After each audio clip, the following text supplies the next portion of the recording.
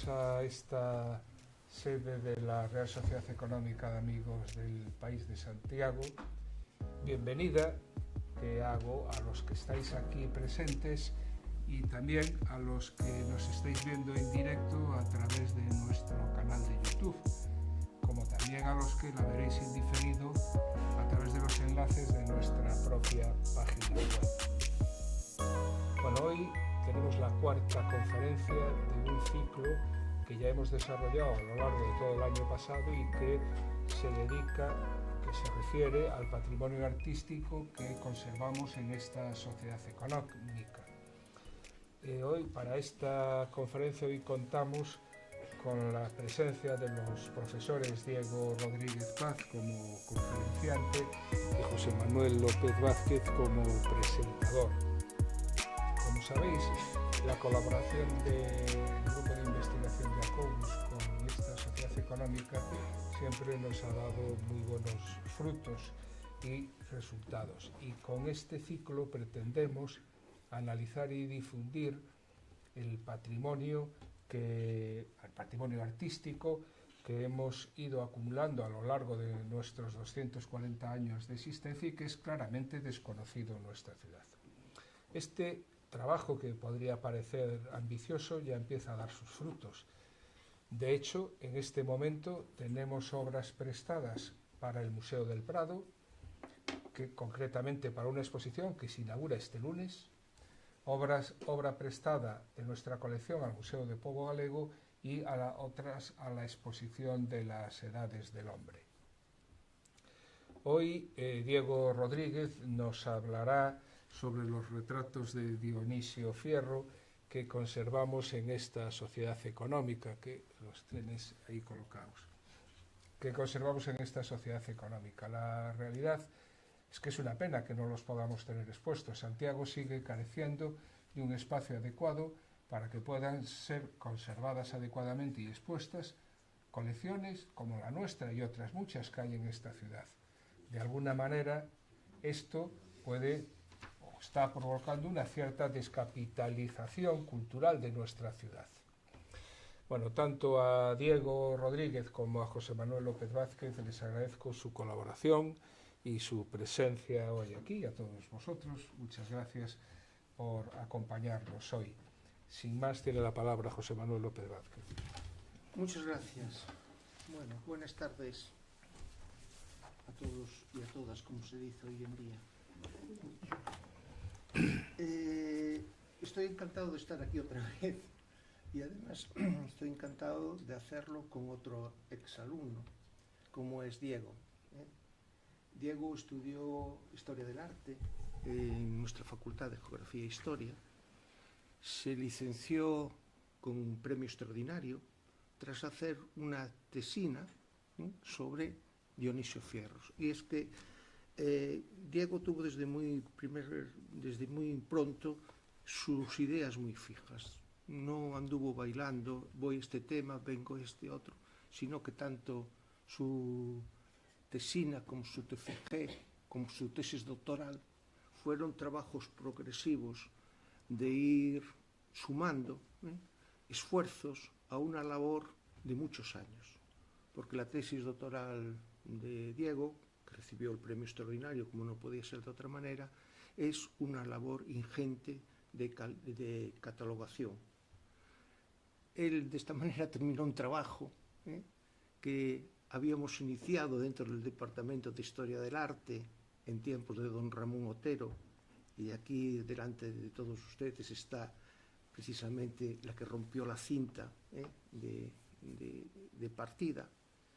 Luego yo, en aquel gran labor que fue la Enciclopedia Gallega, hice la voz de Dionisio Fierro y fue mi primer contacto en profundidad con Dionisio Fierro. Después hice también lo de Hércules, también sobre Dionisio Fierro. Pero era algo que estaba ahí y que se necesitaba un trabajo de campo ingente. Y ese trabajo de campo ingente lo hizo Diego maravillosamente, porque además tiene algo natural en él que lo permitía, y era su nacimiento en Ribadeo. Lógicamente estaba totalmente dirigido a que fuese el gran estudioso de fierros. Bueno, su trayectoria es la trayectoria de tantos otros chicos y chicas que hemos tenido en la facultad. Es decir, acaban la carrera, reciben una primera beca predoctoral. Con esa beca predoctoral pueden empezar incluso a dar clase en la facultad. Él lo dio tanto en Santiago como en Humanidades de Lugo.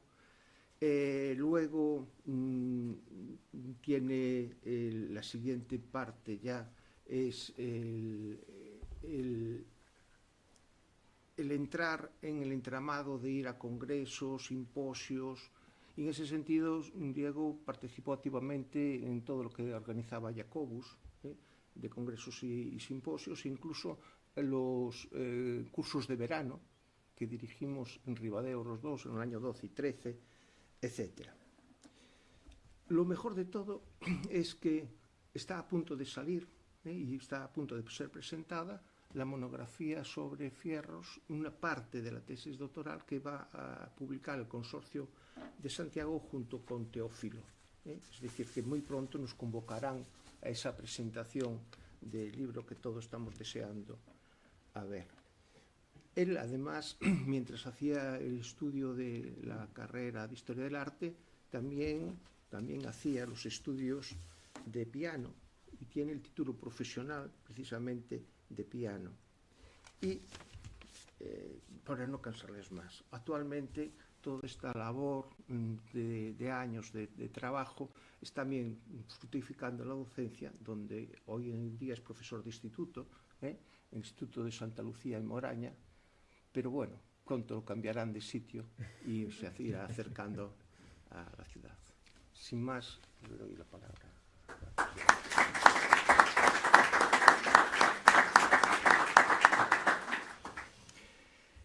Moi boa tarde, grazas en primeiro lugar a todos vostedes pola súa presenza neste acto. Moitas grazas a continuación á Sociedade Económica e ao seu presidente e tamén ao profesor García Iglesias por me convidar a participar neste ciclo de conferencias. E moitas grazas tamén ao profesor López Vázquez por esa presentación tan agarimosa, xenerosa, da que espero de algún xeito estar á altura coa miña conferencia.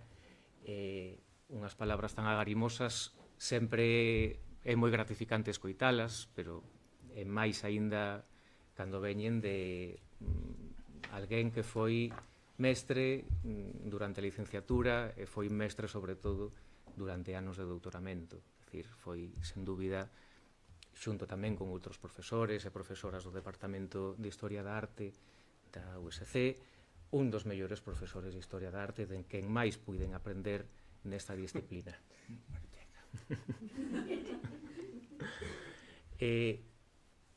Antes de comezar co tema, é xusto decir tamén que é parte responsable de todo este traballo, porque todo este tema do que falaría a continuación é produto desa tese de doutoramento que el mencionaba agora e os seus traballos de investigación sobre ese tema foron o punto de partida para esa investigación que eu seguín xa a continuación con máis profundidade. Polo tanto, o tema do que lles falarei son eses tres cadros que temos aí á esquerda, tres retratos que teñen como principal nexo en común o seu autor. Teñen outros que logo veremos, pero ese é o punto de partida. Son os tres cadros de fierros propiedade da Sociedade Económica de Amigos do País da cidade de Santiago. Se cadra, se ven vostedes ao seu redor, o resto da galería pictórica que temos non son os que máis poden destacar, nin por formato, un formato de busto que é ese cadro máis repetido entre esa galería de retratos e tampouco por dimensións, son retratos que o maior deles non chega a 75 metros de alto, o lienzo, e 60 de ancho, o menor un pouco menores dimensións, e, ainda así, teñen datos interesantes sobre os que é pertinente falar un pouco máis en profundidade. A información que manexamos sobre eles tampouco é tanta como nos gustaría para unha conferencia deste tipo, na que sería moi interesante poder dar unha información en profundidade sobre algunhas cuestións que quedan un pouco no aire.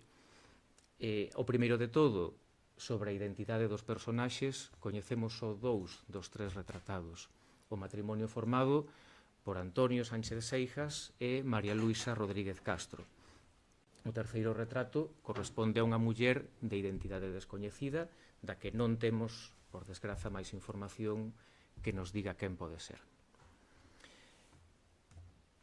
Tampouco coñecemos a procedencia exacta destas pezas ou o momento no que formaron a pasar parte dos fondos pictóricos da Sociedade Económica, pero sí podemos intentar achegarnos un pouco a esta información para intentar reconstruir un pouco a súa historia vital. Repasando por unha banda a historiografía de Fierros, vemos que estes cadros están documentados por primeira vez no ano 1966 nunha tese de licenciatura realizada por Maricha Tabernero, a que lle agradezo aquí a súa presenza, e que ten de importante varias cousas. O primeiro é que é o primeiro estudo académico sobre o pintor, e feito ademais na Universidade de Santiago, e ademais un dos primeiros estudos que abordan unha catalogación de unha parte importante da obra de Fierros, e que partía ademais dun traballo de campo de localización de obra, moita dela en coleccións particulares aquí en Compostela.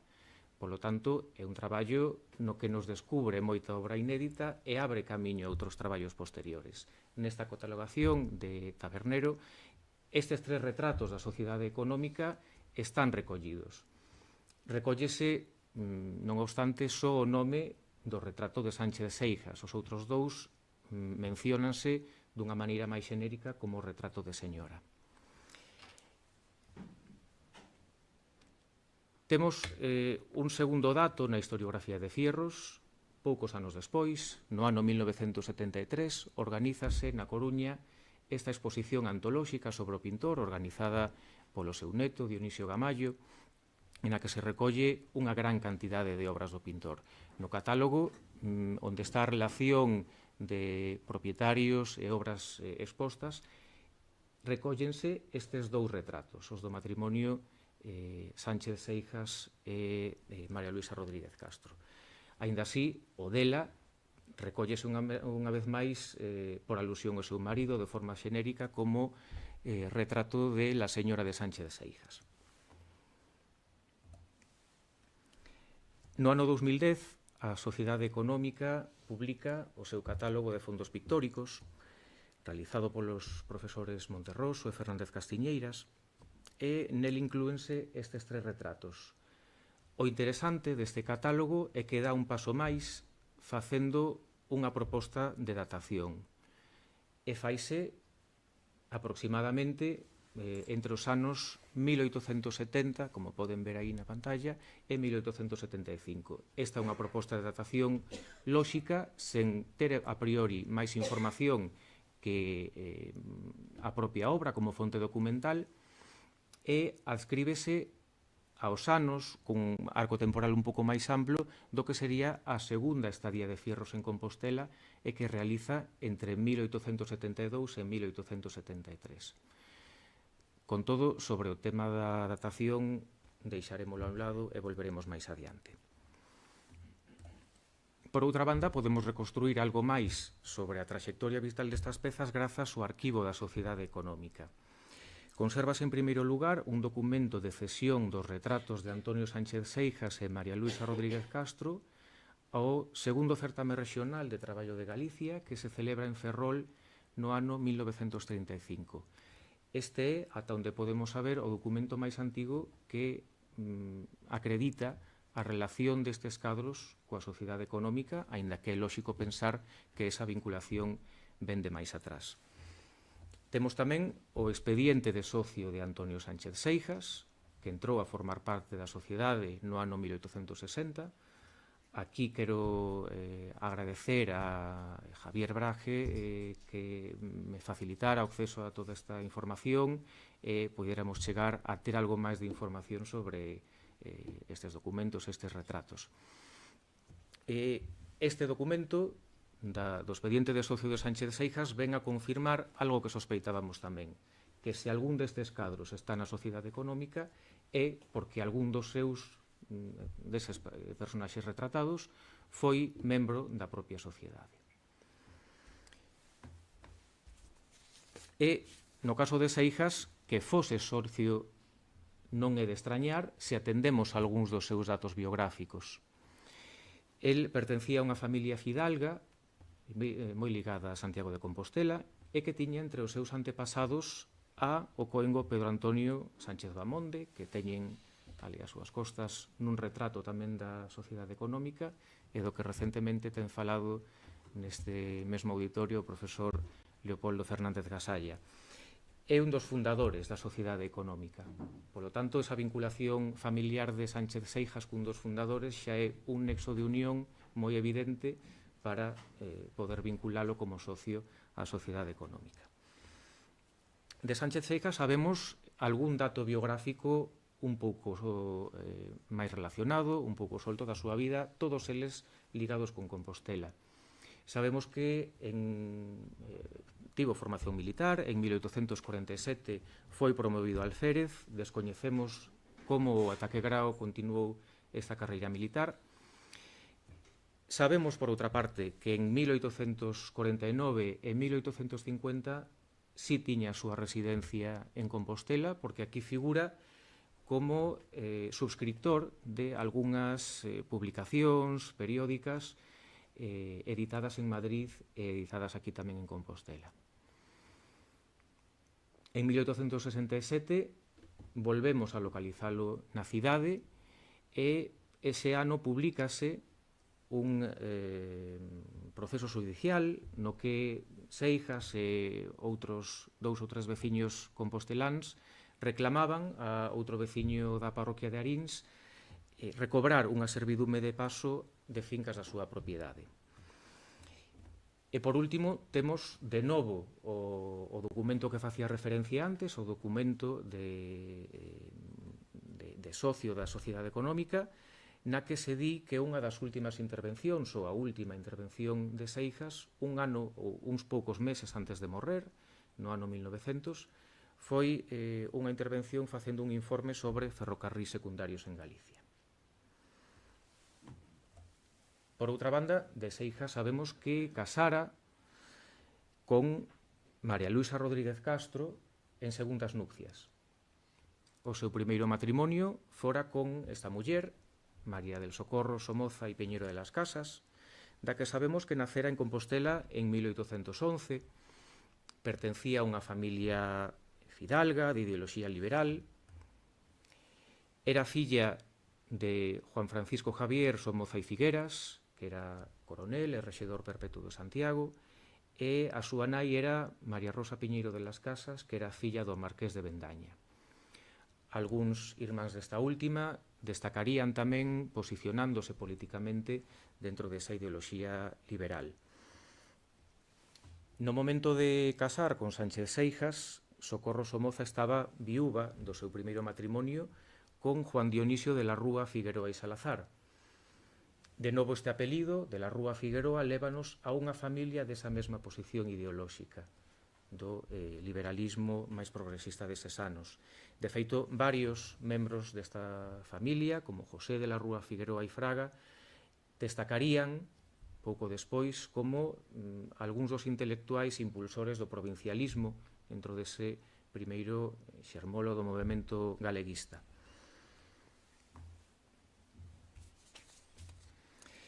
Do matrimonio primeiro de Socorro Somoza con Juan Dionisio de la Rúa Figueroa nacera en 1830 unha filla, Amalia, que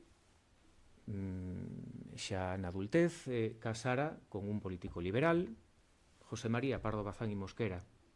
De ese matrimonio nacería en 1851, como xa poden supoñer vostedes, Emilia Pardo Bazán.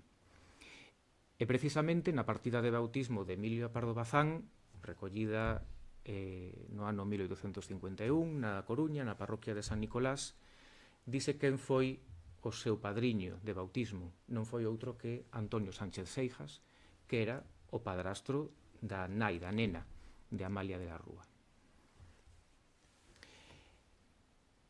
Socorro Somoza morre no ano 1853 e pouco despois, supoñemos que pouco despois, Antonio Sánchez Seijas casa con María Luisa Rodríguez Castro. Non coñecemos a data exacta do seu casamento, mas supoñemos que foi poucos anos despois. Cando menos si supoñemos que poucos anos despois foi cando Fierros retratou a Antonio Sánchez Seijas.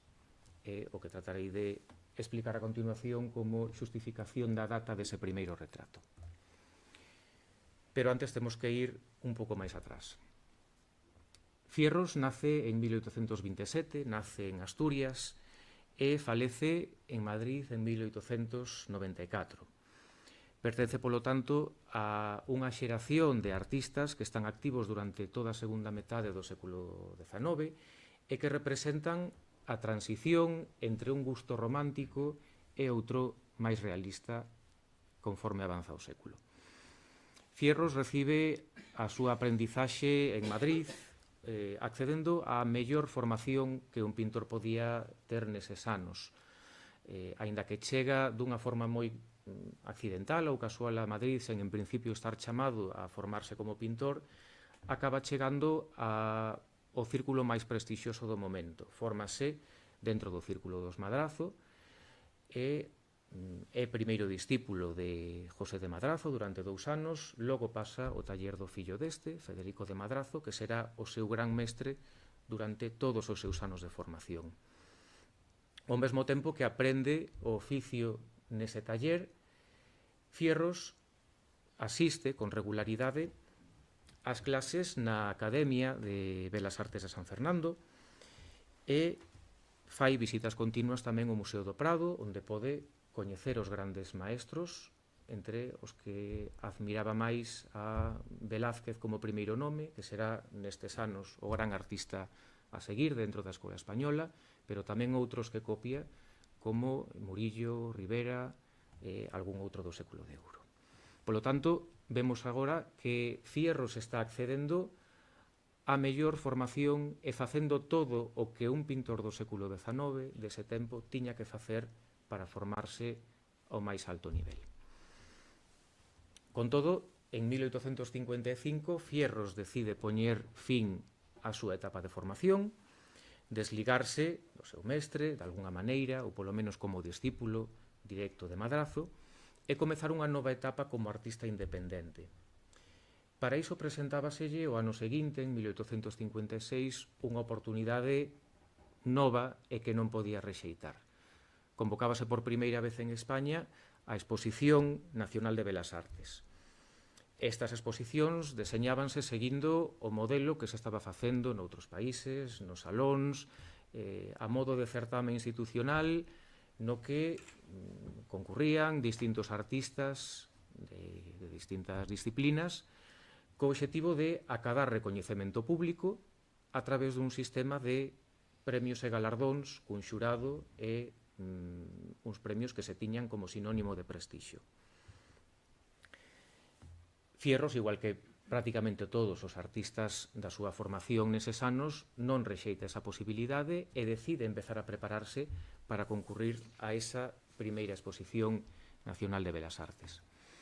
Nese sistema das exposicións seguía vixente a xerarquía dos xéneros imposta tempo atrás pola Academia, segundo o cal o xénero máis valorado era o cadro de historia.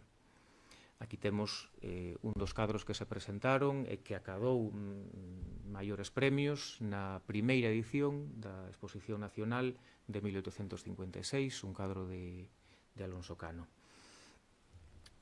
Con todo, Fierros nese momento, como artista que estaba aínda terminando a súa formación, debeu considerarse pouco preparado para asumir os riscos que supoñía un retrato de historia. Considerábase que era o xénero que podía outorgar maior prestixio a un pintor pola complexidade que entrañaba, non só no formal, senón tamén no conceptual, ao remitir a uns temas de maior nobreza.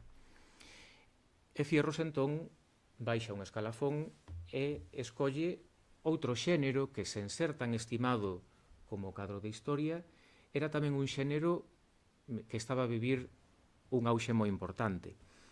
É a pintura costumista, que estaba moi de moda nesa época, moi impulsada pola sociedade burguesa, que gustaba moito destas escenas populares, de tipos, de bailes, de costumes, e era, ao fin e ao cabo, tamén un xénero, unha pintura de figuras e de composición que lle permitía facer ostentación da súa valía como pintor.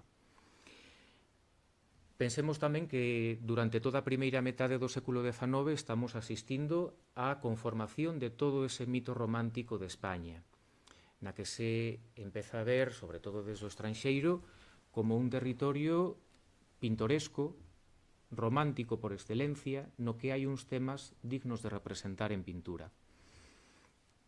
É o momento de representación de temas castizos e andaluces por doquier.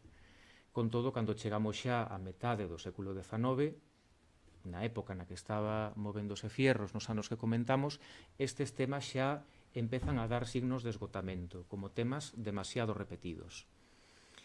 E, polo tanto, eran temas nos que Fierros non podía demostrar a súa originalidade como un pintor que estivese creando unhas formas novas.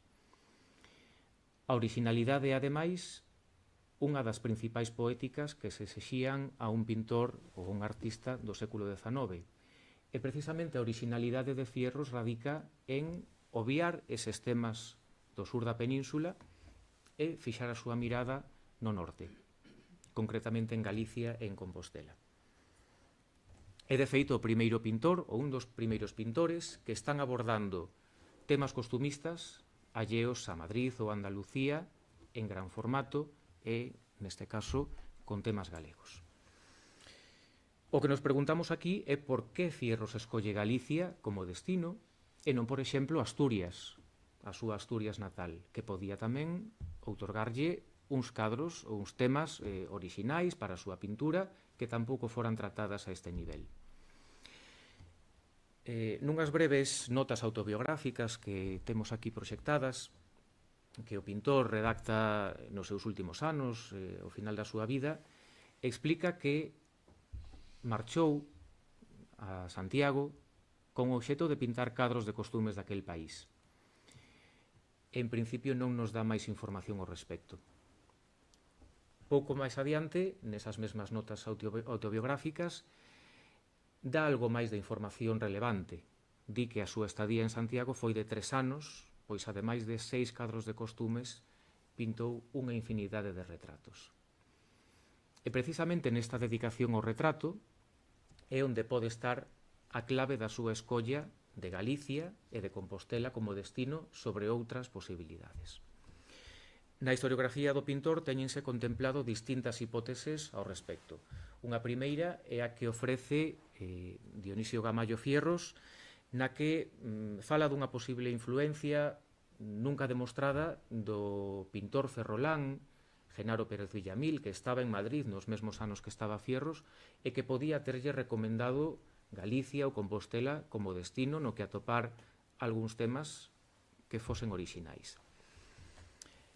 Unha segunda hipótese, presentada primeiro por Villa Pastur e logo seguida por López Vázquez, é a que se centra no retrato como posible explicación.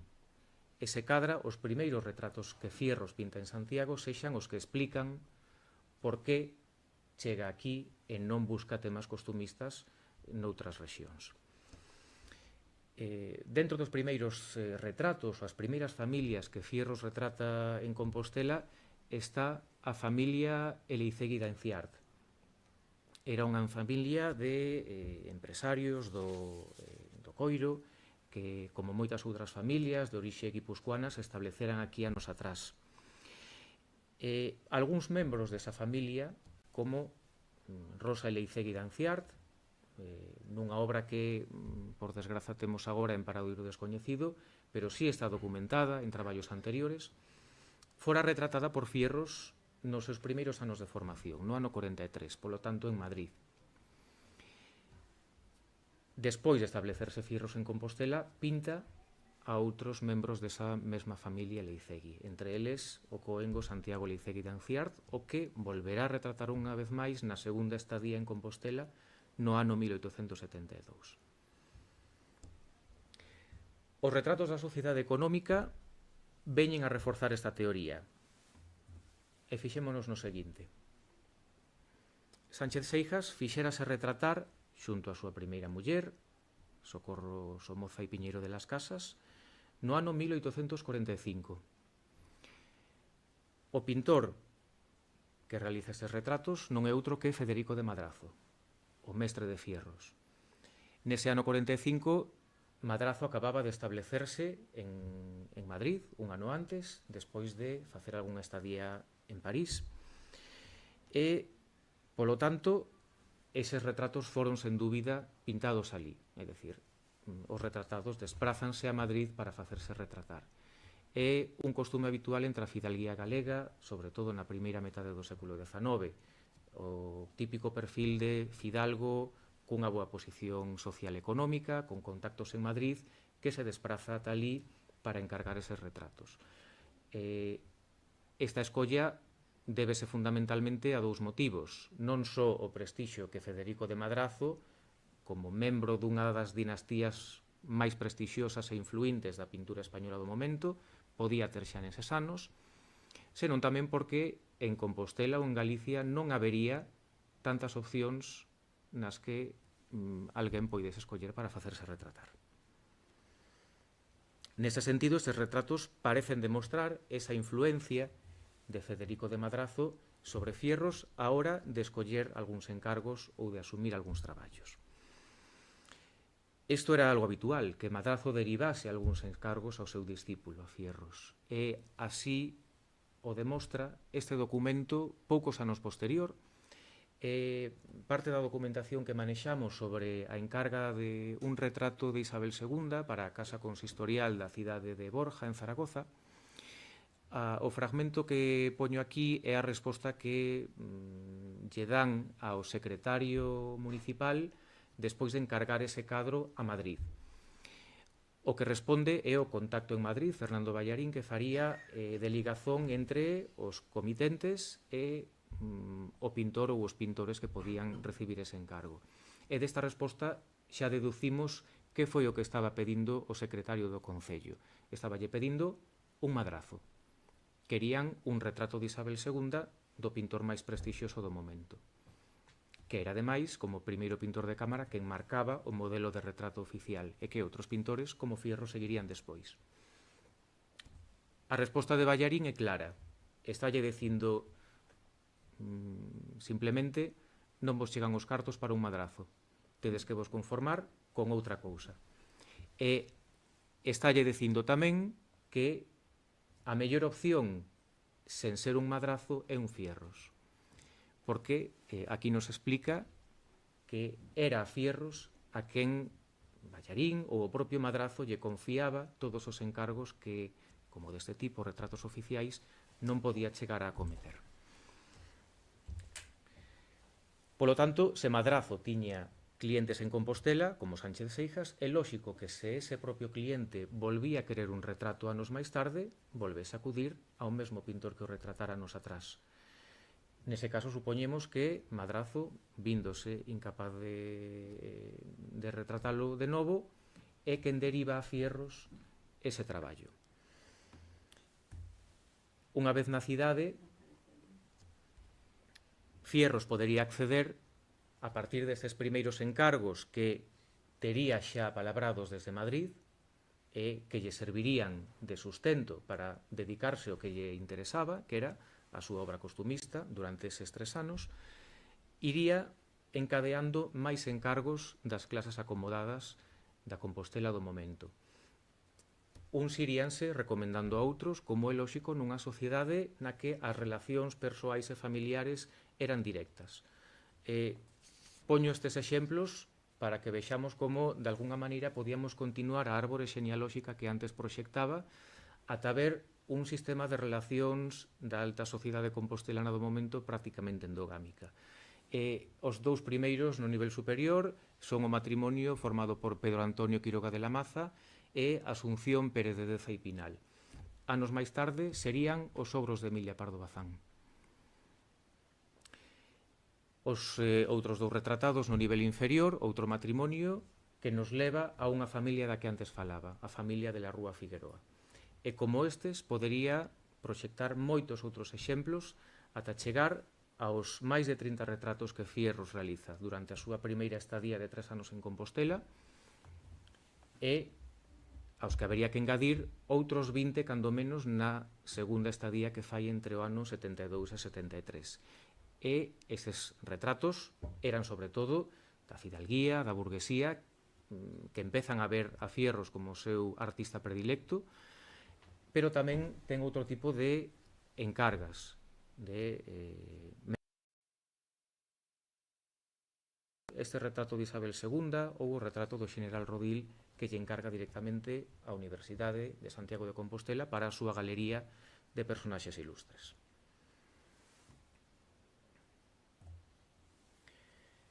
Se Fierros acada este éxito tan notable nada máis chegar a Santiago é probablemente por dous motivos. Primeiro, por mérito propio e segundo, por falta de mérito alleo. Sobre o contexto artístico no que nos movemos nestes anos centrais do século XIX e durante toda a primeira metade do século, ten escrito o profesor López Vázquez teno definido como unha das etapas máis nefastas da pintura galega, unha etapa que el denomina con xustiza de estancamento e de escasa modernización, na que se seguen repetindo algunhas fórmulas propias de etapas anteriores. O ensino de Belas Artes está representado escasamente pola Escola de Debuxo da Sociedade Económica e aínda así cunha traxectoria un pouco irregular durante estes anos. Neste contexto, o artista de maior relevancia en Compostela é aquel pintor, Juan José Cancela del Río.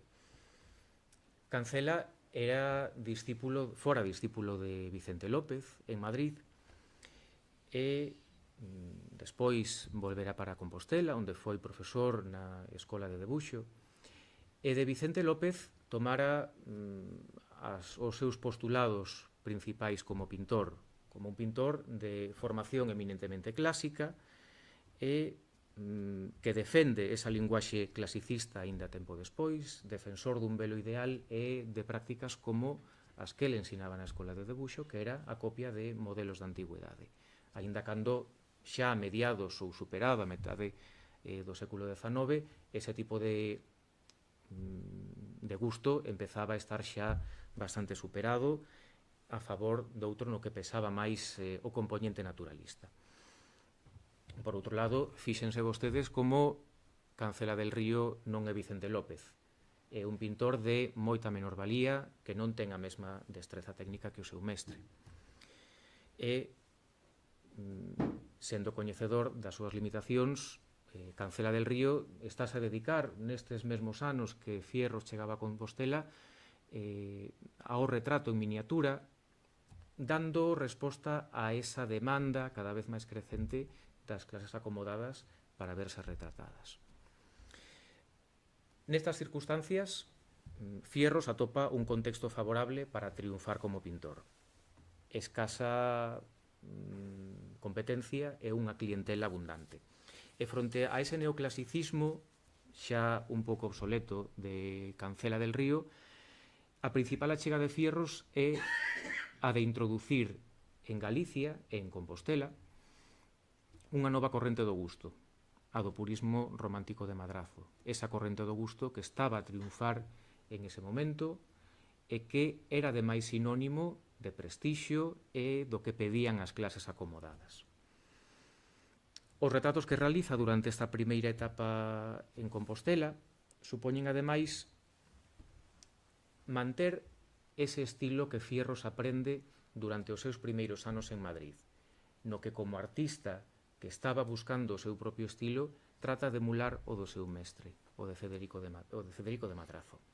Durante os 3 anos da primeira estadía en Compostela, hai unha continuidade absoluta co estilo que Fierros ia desenvolvendo durante os seus primeiros anos en Madrid. O retrato de Sánchez Seijas é exemplo magnífico de como Fierros vai mantendo ese estilo e de como esa influencia de Madrazo é directa en moitos aspectos. Se collemos un retrato calquera de Madrazo, como este do pintor Benito Soriano Murillo, realizado neses mesmos anos, que foi realizado, como creo que así foi o retrato de Antonio Sánchez Seijas, vemos en primeiro lugar como se emprega un mesmo formato de retrato.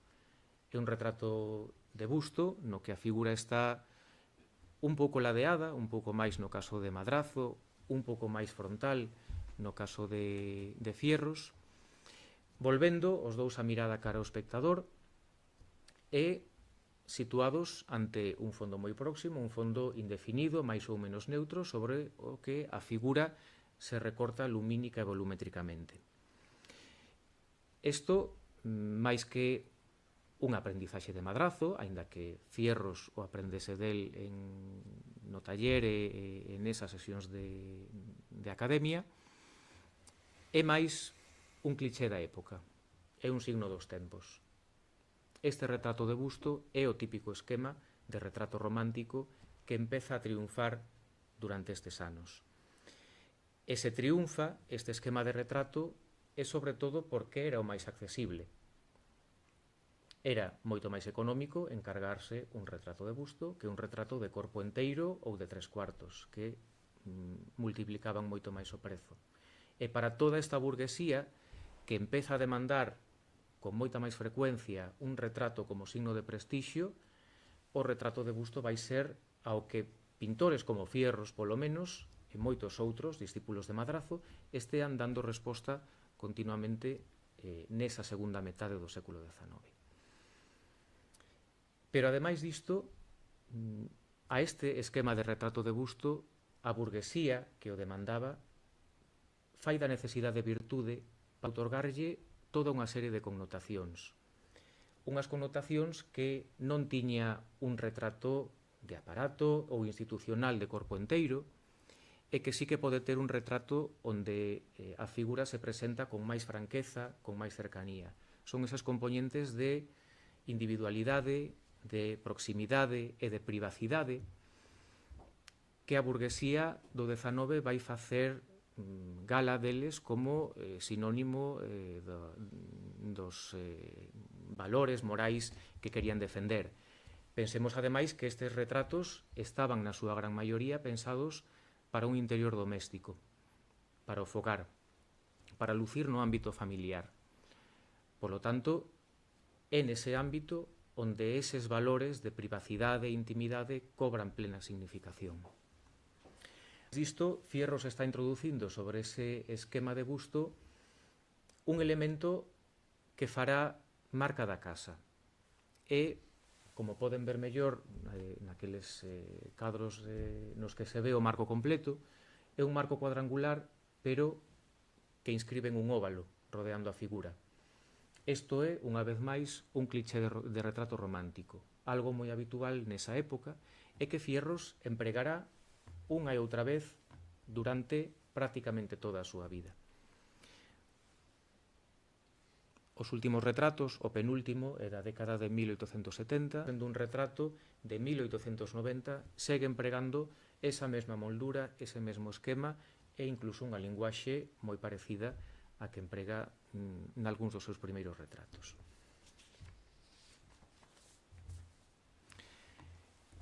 Fixémonos agora noutros recursos estilísticos que Fierros toma de Madrazo. Tanto un como outro están a construir as formas cunha forte base lineal. O debuxo é aquí a base sobre a que se asenta e se construe a figura. É un debuxo ben definido, un debuxo amarrado, incluso en zonas de sombra ou incluso noutras nas que se tende a dar máis liberdade a valores pictóricos, como teas ou cabelos, o debuxo segue sendo esa base que Fierros aprendera na súa etapa de formación xunto a Madrazo.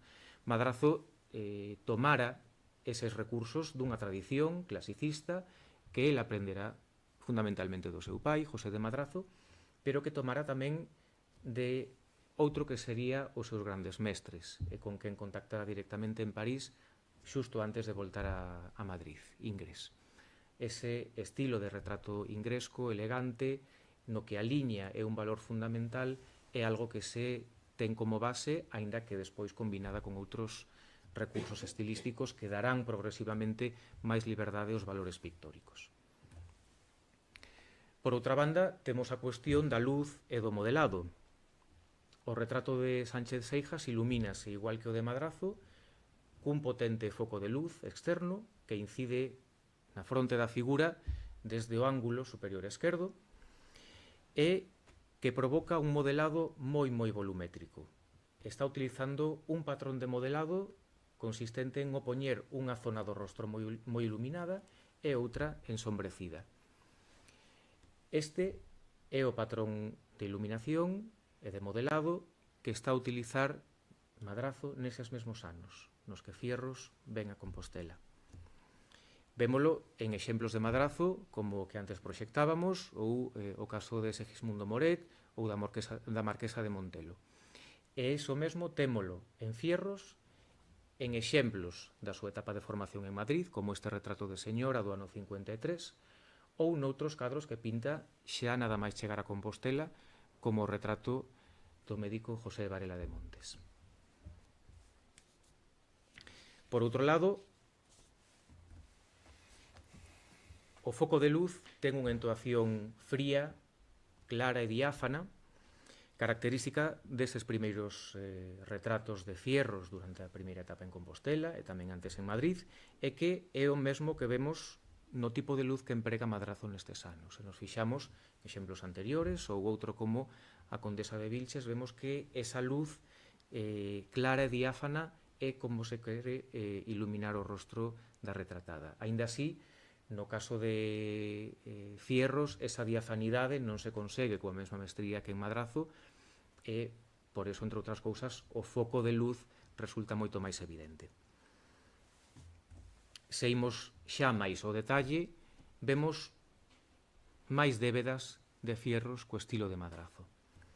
Entre outras, algunhas destinadas a conseguir un efecto de veracidade, que é o que se buscaba nos retratos deste momento. Por exemplo, o ton anacarado da pel, pintado cunha pincelada moi amarrada, unha pincelada de toques moi breves, outros efectos como os brillos no nariz ou na fronte, o toque de pincelada branca nos ollos para potenciar máis a expresividade da mirada, aínda que estea moito máis conseguida a expresividade no caso de Madrazo que no de Fierros, ou esas pinceladas rosadas nas meixelas para animar moito máis o rostro. Con todo, ao mesmo tempo, Fierros vai personalizando todo este estilo que aprende de Madrazo. Eso apreciase nestes anos nalgúns detalles nos que vai potenciando un pouco máis o efecto pictórico. Por exemplo, nos cabelos ou nas teas, dando un paso máis nesa liberdade de pincelada do que fixera o seu mestre. E incluso no contorno da figura, diluindo un pouco máis o rigor do debuxo. Unha última cuestión que nos dá a clave definitiva para a datación deste retrato de Sánchez Seijas é a indumentaria. Viste un traxe de chaqueta con gravata de lazo moi grosa que segue a moda deses anos 50, mediados ou incluso un pouco antes, ás veces, do século XIX. O máis interesante incluso é outro elemento de indumentaria que pode pasar un pouco desapercibido no caso de Seijas, pero se vostedes se fixan con atención verán que se cubre cunha capa de cor parduzca volta cara atrás. A capa, como prenda exterior masculina, era a típica prenda tradicional, a capa española, e comezaba nese momento a verse desprazada por opcións máis modernas. O gabán, por exemplo, ofrecía máis funcionalidade, era tamén un elemento elegante, pero sí que daba liberdade de movementos que non daba a capa que caía de outra forma. O gabán podemos velo en exemplos tanto de Madrazo como de Fierros, ou de Madrazo de Segismundo Moret, que antes proxectaba, E o de Fierros é un dos primeiros retratos que realiza á volta de Compostela a Madrid, no mesmo ano 58 que o do Marqués de Camposagrado. E, a pesar desas vantaxes funcionais que se defendían do Gabán, empeza, precisamente por eso, a aparecer nestes anos cada vez máis voces que defendían o uso da capa como elemento tradicional e que aportaba outra serie de vantaxes. É o exemplo deste texto que lles traio a continuación, e que nos di que é, sen dúbida, a que mellor cumpre como resgardo, a que máis se aven a estética e a que máis se afilia as súas semellantes da antigüidade e das idades medias, por ser unha envoltura moi natural, baixo cuxos pregamentos se acentúan todas as ondulacións dun corpo garboso, susceptible na súa amplitude de evolucións e con posturas elegantes. Empeza a conformarse aquí unha dualidade entre estas dúas prendas. Por un lado, a modernidade e funcionalidade do Gabán e, por outro lado, o porte aristocrático da capa pensada para homes que non traballaban, para homes dunha posición elevada, porque non necesitaban esa mesma liberdade de movementos. Entre eses defensores da capa está o propio Fierros, que se retrata a si mesmo en varias ocasións ao longo de toda a súa vida con ese elemento distintivo e que o fai, sen dúbida, por propia vaidade, como é lóxico dentro dun autorretrato, e por amosar ese signo de elegancia. O máis interesante de todo isto é como a indumentaria se está a converter nun elemento caracterizador do retrato e do retratado. Sánchez Seijas non só é un fidalgo, senón que ten que vestir como un fidalgo, coas prendas que son propias da súa posición social. E isto, indo máis alá, non se ve só na propia capa e na propia indumentaria. Vese tamén noutras cuestións da moda do momento, como o tipo de peiteado, o tipo do bigote ou a perilla, que de novo vemos repetido noutros exemplos de retratos da década de 1850. Con todo isto, estáse conformando unha imaxe arquetípica do século XIX e do movemento romántico. É o arquetipo de dandy, de home elegante, que coñece as modas, que viste dunha forma consciente, elegante, e coa que se quere demostrar a si mesmo como home de mundo e como home moderno. Con todo isto, creo demostrar a datación do retrato de Antonio Sánchez Seijas nesa primeira estadía de Fierros en Santiago entre 1855 e 1858.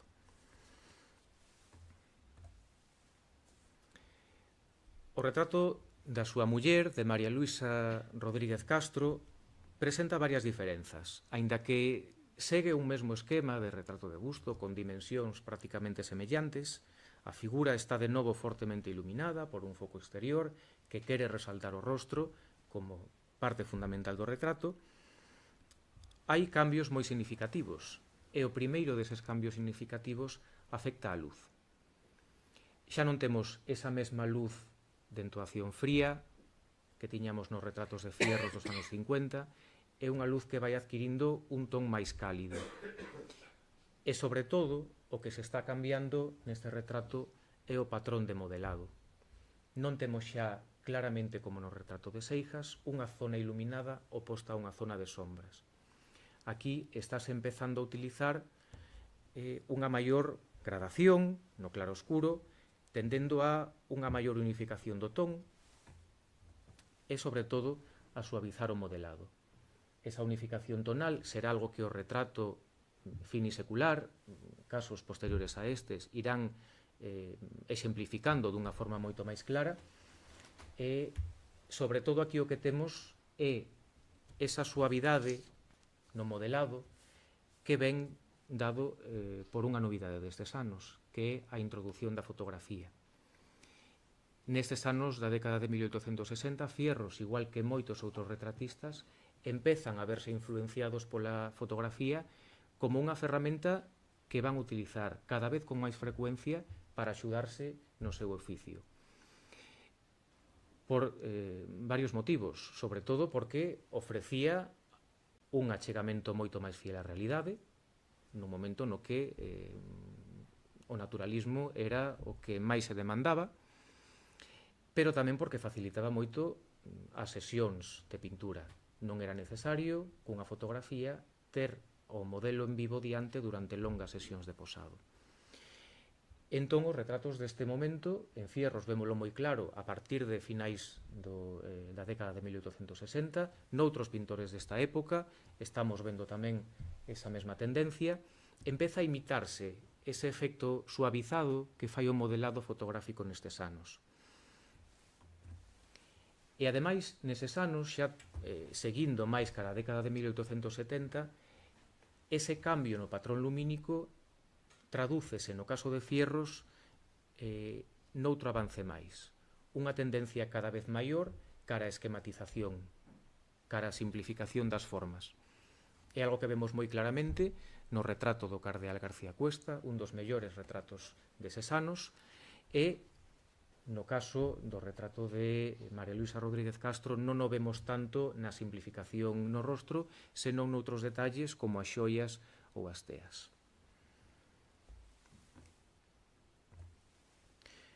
No caso do terceiro retrato, o da muller de identidade descoñecida, a cuestión da data non ofrece tantas dúbidas. Decía antes que cando se editou o catálogo dos fondos pictóricos da Sociedade Económica facíase unha datación estimada para estes cadros entre os anos 70 e 75. Recentemente, hai poucos días, facendo unha observación máis en detalle do cadro, puiden descubrir que sí que ten firma e data. O que pasa é que non está case visible. Non está pintada sobre o lenzo, como era habitual en Fierros, pero sí está rascada sobre o propio pigmento. Non sei se poden apreciar desde aí como está nunha primeira liña o apelido Fierros, cunha F moi estilizada, e debaixo o ano 1872. Polo tanto, estamos claramente nesa segunda etapa de Fierros en Compostela, que foi, lembro, entre os anos 72 e 73. E a análise formal do cadro lévanos a reforzar todo isto que xa supoñíamos antes. De novo, a propia indumentaria danos información sobre a datación máis precisa. O traxe que leva a modelo é o traxe típico de burguesa de eses anos, da década de 1870. É un traxe de gran sobriedade, cun corpiño axustado, de cor negra, subido ata o pescozo e rematado como prácticamente único elemento decorativo no traxe, cun colo de encaixe, branco. Eses elementos decorativos refórzanse, como son habituais nos dos retratos, con elementos de xoiería, un gran colgante dourado a xogo cos pendentes. E outro elemento que nos fala tamén de modas desta época é o peiteado. Ese peiteado de cabelos longos, peiteados con raia ao medio, recollidos na parte alta, posterior da cabeza, e con algúns mechóns que caen por riba dos ombros. É o que vemos repetidos unha e outra vez en retratos destas mesmas datas. En canto a cuestións de estilo, vemos como seguen presentes neste retrato trazos da etapa anterior, como foco de luz moi potente e o modelado contrastado. Con todo, estáse empezando a modificar de novo todo iso. Aínda que temos unha zona do rostro ensombrecida, na zona máis iluminada estánse empezando a introducir pequenas zonas de penumbra e manchas para reforzar a orografía particular do rostro. Todo isto faise, ademais, acentuando, como será propio en Fierros e noutros pintores da súa xeración, acentuando os valores pictóricos sobre os lineais. Todo isto que busca é reforzar o efecto de realismo, que era, en definitiva, o que se pedía a un retrato nestes anos, é dicir, a representación da verdade. E ese concepto de verdade é o que temos repetido na literatura artística, na crítica de arte da época, unha e outra vez. Estes son textos de crítica de arte aos cadros que Fierros presenta na súa primeira exposición nacional de Belas Artes en 1860 e, aínda que se refire na súa maior parte a cadros costumistas, vemos como esa busca da verdade, a vitalidade son as condicións indispensables. Estes cadros distínguense pola súa gran verdade. Isto é algo que podemos extrapolar tamén aos retratos, onde o parecido físico era o que máis se demandaba e o que máis se pedía para demostrar a valía do artista. Todo isto, aínda que esteamos nesa linguaxe purista, aprendida de madrazo, que tendía a certa idealización, tiña certos límites que non se podían superar. É dicir, permitíase certa idealización da figura, pero sen chegar a falsear a realidade. Por iso estamos atopando, no caso de Fierros, igual que noutros artistas do XIX, un pouco anteriores, algúns elementos que, aínda que nos poidan parecer extraños, están xustificados por esa representación con veracidade da modelo que tiña diante.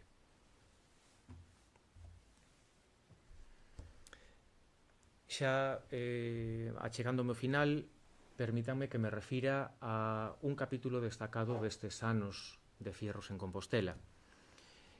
Fierros viñera, como decía nas súas notas autobiográficas, para pintar cadros costumistas galegos, pero quedara máis tempo grazas á súa dedicación ao retrato. Pouco antes de volver a Madrid, a finais de 1858, a Sociedade Económica de Amigos do País convoca a Exposición Agrícola, Industrial e Artística de Galicia. Celébrao no Mosteiro de San Martiño Pinario, como vemos aí nesta fotografía, de Andrés Cisneros, que ten, ademais, un gran valor por ser unha das primeiras fotografías feitas en Galicia. Fierros participa nesa exposición que, igual que outras moitas que se facían neses anos, tiñan ese carácter de exposición miscelánea na que se recollían obxetos de moi diversa natureza, pero entendidas todos desde un prisma común, amosar todos os progresos do país, todos os avances científicos, artísticos, industriais, agrícolas do país, dentro dese signo común do progreso como que unificaba o que era sinónimo de avance e modernidade para o país. Fixémonos o que dixa o propio catálogo da exposición na súa introducción. Non é alleo, estáse referindo a Galicia, ao movemento civilizador e progresivo da Europa moderna, dando así unha proba palpable dos seus recursos, da súa vitalidade, do seu saber e cultura, e elevando ao mesmo tempo unha muda e elocuente protesta contra os que inxustamente o deprimen. Que Galicia non é o que por fora xeralmente se di por xentes superficiais, senón que é digna por todos os conceptos da consideración de todos os homes sensatos e pensadores. Nesa exposición, Fierros concorre na sección de Belas Artes presentando 3 cadros costumistas, dos que xa pintara durante eses anos, e 18 retratos en distintos tamaños. Isto xa nos dá unha idea do prolífico que foi durante eses anos, ata chegar a outros 30 que temos documentados en total durante esta primeira etapa de 3 anos en Compostela. E aínda que no catálogo non se recolle o título específico dos retratos, faise unha referencia moi xenérica a 18 retratos de distinto tamaño, si sabemos que entre os expostos estaba o retrato de José Varela de Montes, e o primeiro que temos aquí, á esquerda, e tamén sabemos que estaban os retratos de Carmen Moscoso de Altamira e a súa familia, o seu home, Juan Nepomuceno Jaspe Montoto, e os seus fillos, Antonio e Emilia. 3 cadros que foron concebidos para lucir xuntos no seu fogar. E sabemos que estaban incluídos estes cadros porque así o vemos nesta mesma fotografía de Andrés Cisneros. Neste primeiro plano, estes primeiros cadros que se recollen aquí son os cadros de Fierros ou parte dos retratos de Fierros. Identificamos aí como de maior formato a muiñeira, un dos temas costumistas que fixo neses anos, e Identificamos tamén entre estes de maior formato estes tres da familia de Carmen Moscoso. Podemos supoñer que, entre outros moitos que non chegamos a identificar, estea tamén o retrato de Sánchez Seijas. O éxito de Fierros nesta exposición foi rotundo. Xa dicíamos antes que triunfou entre a sociedade máis acomodada como retratista nada máis chegar a Compostela e así o acredita tamén algunha nota de prensa que vemos nestes anos. Lembremos que esta era a primeira vez que Fierros expoñía a súa obra en público nunha exposición destas características e faino por primeira vez aquí, en Compostela, antes de trasladarse de volta a Madrid nunha exposición nacional de Belas Artes. A Sociedade Económica, ao rematar a exposición, premia a Fierros cunha distinción como socio de mérito, unha distinción que o propio Fierros levará con orgullo durante toda a súa vida e así o recolle nas súas notas autobiográficas, entre outros méritos e distincións que lle foron recoñecidos máis adiante.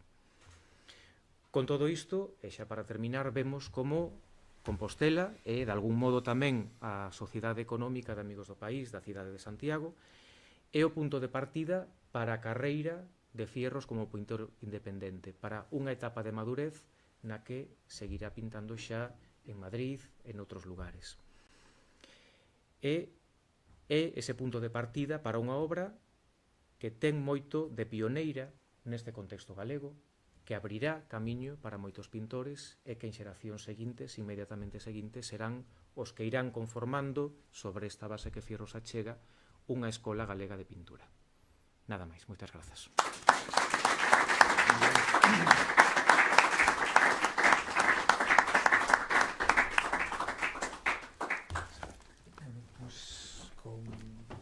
Te felicito por la exposición que nos hiciste ahora y abrimos un pequeño turno de comentarios, preguntas, lo que consideréis. Para romper el fuego, yo reitero la pregunta que os hacía. A mí siempre me llamó muchísimo la atención el bigote de esta señora. Y bueno, dudé mucho tiempo de si había sido original o si realmente había sido alguien con muy mala fe que se lo había pintado una vez hecho el cuadro. Bueno, me parece que la respuesta la tienen ellos, o sea que le traslado la pregunta a vosotros, José Manuel y Diego. Sí, vémoslo repetido, que comentábamos antes de comezar a nosa intervención, como vemos, poñía antes un exemplo e podíamos poñer máis, nos que mesmo en Fierros hai outros exemplos no que se repite o mesmo elemento, non como un elemento de maldade, non temos que entendelo desde a nosa perspectiva actual, senón desde unha perspectiva de mediados do século XIX, na que os criterios eran distintos, e sobre todo con ese criterio de veracidade que é o que se demandaba para os pintores. Claro. Diego nos puso el cuadro de la señora bigotuda pintada por Vicente López. Pero lo que tiene más gracia del cuadro es que su título es La señora de Delicado, no sé cuántos, no me acuerdo. Delicado de Imal, sí. Faise referencia polos apelidos... Es decir, que él era delicado. Faise referencia ao nome da retratada, descoñecido, por referencia ao seu esposo, os apelidos do esposo. También Diego nos pasó de un retrato de Ingres, que es la marquesa de Vilches, que es una maravilla. De Madrazo, sí. Bueno, de Madrazo, pero es un Ingres. Generalmente la pintura española del 19 estuvo durante muchísimos años muy mal considerada. Y dentro de estos muy mala consideración está Madrazo. Federico de Madrazo es uno de los grandes pintores del 19 mundial. Lo que pasa es que nosotros lo teníamos ahí abandonado un poco como un pseudo Ingres.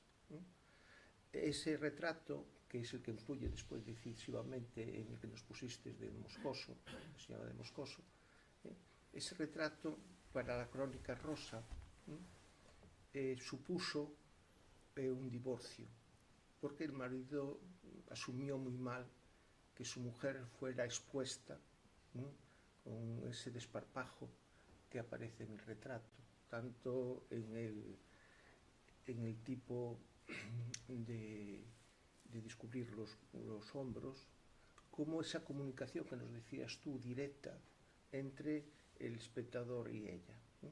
Y eso terminó en un divorcio por culpa del cuadro, ¿no? Lo que no ocurrió con el de Moscoso, que es un retrato maravilloso, sí, que está ahora expuesto en Coruña, en el museo. Está no Museo de Belas Artes de Coruña. Un cuadro maravilloso. Entonces, lo que tenemos que tener claro es que si Federico de Madrazo es uno de los primeros figuras mundiales del retrato del segundo tercio del XIX, debemos de pensar que si Fierros bien no es un Madrazo, está a mucha altura y tiene mucho nivel como retratista, totalmente. Solo tenemos que verlos para darnos cuenta de ser capaz no solo del realismo, sino de la caracterización psicológica del personaje, que está plenamente conseguido. Y si en ese sentido solo tenéis que mirar el Vázquez de Seijas con su antecedente que tenéis colgado allí atrás, y veréis lo que es un retrato horrible, con un retrato de muy buena calidad. Aunque no sea una primera figura mundial, sí que es de mucha calidad. Una pregunta. Dijiste que los Eleizegui venían de Guipúzcoa. Yo siempre oí en casa que venían del País Vasco francés. Sí, porque yo pertenezco a la familia. Es decir, yo soy un Eleizegui. Mi abuela era Vázquez Eleizegui. Y siempre oí en casa de que eran procedentes de los vascos franceses, como los Arguindey, vinieron todos curtidos juntos. Sí. Bueno, pues enhorabuena a Diego porque ha estado maravilloso, nos ha llevado por Fierros y por todo el siglo XIX. Bueno, pues para despedir, primero agradecer a José Manuel y a Diego su presencia y que hayan compartido con nosotros tantas cosas. Recordaros que la siguiente conferencia de este ciclo la tendremos el 12 de julio, la impartirá Carmen López Calderón, que será presentada por Juan Manuel Monterroso, y versará sobre la colgadura bordada alusiva al centenario de la Real Sociedad Económica. Hacemos una al mes. Dentro de unos días, el día 28, tendremos una de las mesas debate que también hacemos todos los meses, que versará sobre el presente y el futuro de nuestra universidad. Formarán parte como ponentes de la mesa el actual rector Antonio López, Darío Villanueva, Juan Viaño, y conducirá el debate el primer presidente del Consejo Social, Emilio Pérez Nieto. Vamos, creo que puede dar mucho jugo el debate. Estáis todos invitados. También aprovecho el auditorio que tenemos hoy aquí para recordar que está abierta la convocatoria del 9º premio Domingo Fontán, un premio de investigación que fallamos conjuntamente con la Sociedad Económica, la Universidad y el Consorcio. La Sociedad Económica pone la dotación económica, 2.000 euros, y el Consorcio publica un libro con el trabajo ganador. Bueno, que sepáis que está ahí, que animéis a la gente a presentarse. Queremos tener mucho trabajo en el jurado. Y bueno, y nada más, muchas gracias por estar hoy con nosotros y muchas gracias a todos vosotros por acompañarnos hoy. Y como es habitual, pues bueno, le damos un obsequio para que tenga un recuerdo de su paso por la Sociedad Económica.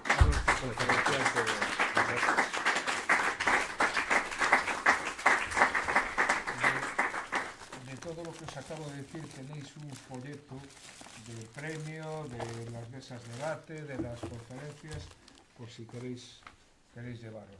Están aquí y allá. Muchas gracias. Bien. Enhorabuena, Diego. Muy buena.